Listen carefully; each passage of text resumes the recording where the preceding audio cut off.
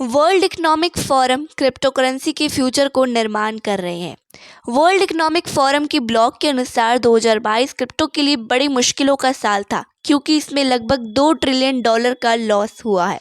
उन्होंने ब्लॉग में ये भी कहा कि बड़े banks and mature financial services जो कहते हैं वो करते नहीं हैं। इस आर्टिकल में ये भी बताया था कि क्रिप्टो से संबंधित रिस्क को कम करने के लिए क्रिप्टो को रिस्पॉन्सिबली यूज करने के लिए इंकरेज करना होगा।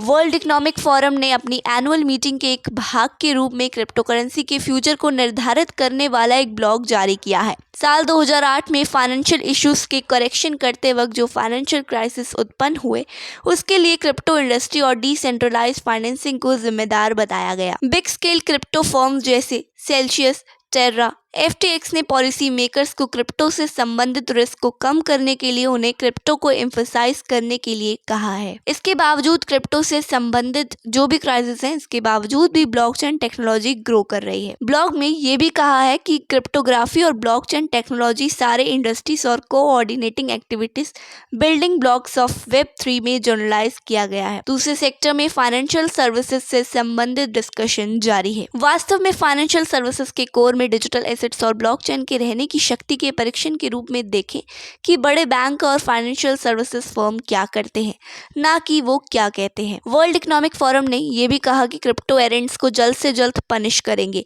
ब्लॉग में ये भी बताया गया है कि क्रिप्टो से संबंधित रिस्क को कम करने के लिए ब्लॉकचेन टेक्नोलॉजी को एक रिस्पॉन्सिबल एक्टर्स के हाथ में सौंपा जाएगा और क्रिप्टो को इंकरेज किया जाएगा। फिलहाल के लिए इतना ही। मिलते हैं आपसे बहुत जल्द अगली नई अपडेट के साथ। तब तक के लिए धन्यवाद।